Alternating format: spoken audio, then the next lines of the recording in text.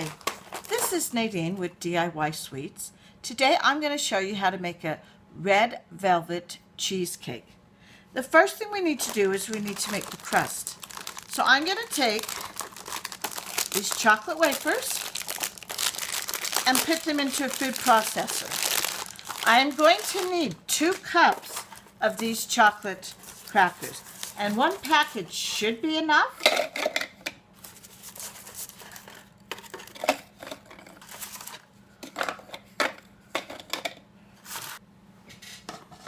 And I want to puree this until it is very fine crumbs.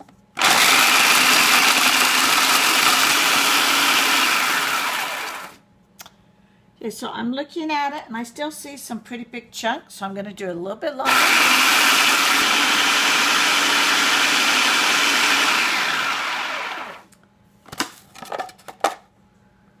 That is looking much better. Now, once I have that ground up, I said I need 2 cups of this, and my cup doesn't really fit in there because of the thing in the middle. So I just spoon it out into the cup.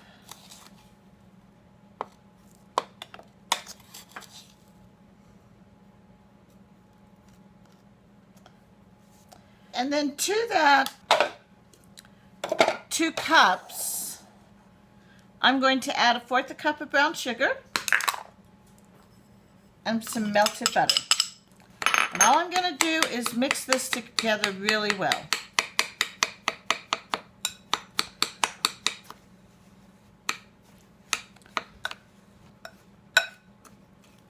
Now, once I have this mixed together, I'm going to dump it in to my spring-form pan.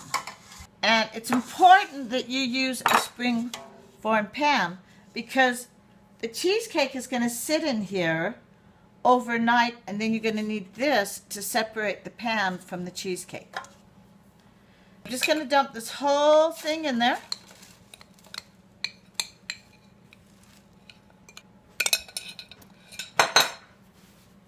And then I need to press this not just on the bottom, but also up the sides. So I'm actually starting with the sides. I will go back and finish the bottom after I get the sides done. And as you can see, it's looking like there's not much for the bottom. That just means I've got too much up the sides. So I just have to brush some down.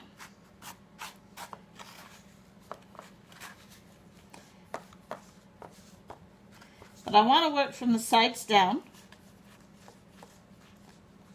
And I just want kind of a thin coat up the side. Okay, now I just need to brush a lot of it off the side where it's thick and start pressing on the bottom.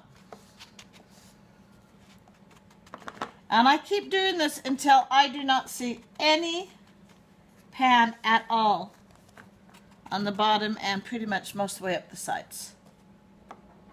Now what I'm going to do is I'm going to put this in the oven and I'm going to cook it for 10 minutes, and then I'm going to take it out and let it cool. While it's doing all that, I will go ahead and mix up the filling that goes in here. In this large bowl, I'm going to combine the cream cheese and my sugars. And then I'm going to beat this until it is mixed well. Now that I've got the sugar somewhat in there, I'm going to heat up and I want the cream cheese to actually get creamed. At the moment, there's big chunks sitting inside the beater, so I want all those big chunks to come out of the beater. Now, I want to add the eggs, 1 egg at a time. Make sure each egg is totally incorporated into this before I add the next one.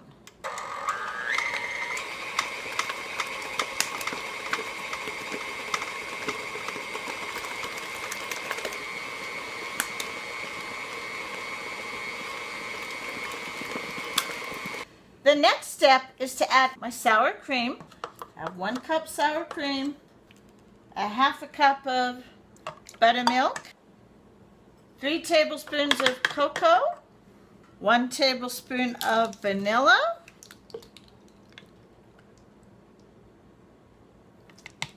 1 teaspoon of white vinegar,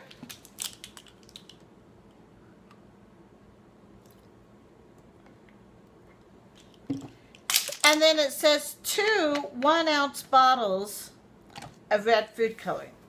Now I only have 1 1-ounce bottle of red food coloring, but I do have some gel paste food coloring.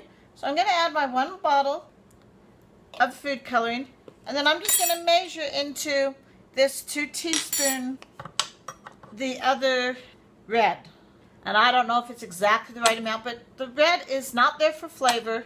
It is there just for looks. So if it's a little bit more or a little bit less than another ounce, it's okay. I know it's pretty close. And you can use all gel paste if you want, or you can use all the liquid. As I said, it's just there for colors. Now what I want to do is I want to mix this again until it is smooth and well mixed. As you see, that's looking pretty smooth, pretty creamy. Now I do want to turn it off because I can see that there's some on the sides that just are not getting down in there. And I want all of it to get down in there. And then I'm just going to turn it back on. Now what I want to do is I'm going to get my pan. Remember, I pre-cooked the crust. So now all I'm going to do is I'm going to take my filling here and dump it into my pan.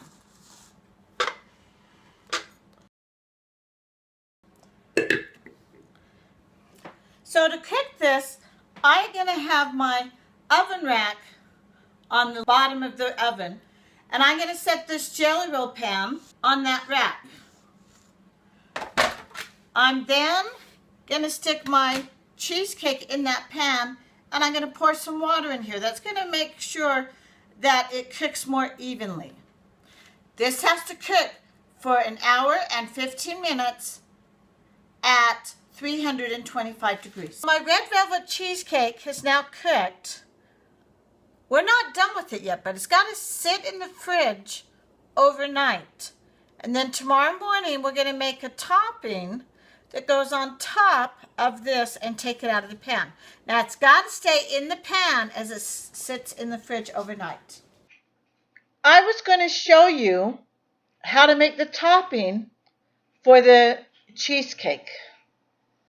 After the cheesecake sat in the fridge overnight like it was supposed to, the next day it got really busy trying to get ready for the party that we were making the cheesecake for. I asked my daughter to quickly mix up the topping and to spread it on the cheesecake, and we forgot to record it. So I'm just going to explain a little bit what we did to make the topping for the cheesecake so that you can spread it on the cheesecake yourself. First of all, you're going to need some cream cheese, some butter, some confectioner's sugar or powdered sugar, and some vanilla. Measure out the amounts that the recipe calls for, and you're just going to use a mixer, and you're going to mix it together until it's mixed, blended well, and is smooth and spreadable. At this point, you're going to spread it onto the top of the cheesecake. After you have it spread on the cheesecake, you're then ready to open up the spring-form pan and remove the sides from the cheesecake. I always keep the base of that pan with the cheesecake, and it's kind of acts as the cake board. If you were going to give this to someone, you would have to slide it off of the base of the pan. But if you're just serving it for a party, it can work as your cake board, and you don't need to worry about sliding it off. Here is our red velvet cheesecake. Yum, yum. This is Nadine with DIY Sweets. Enjoy.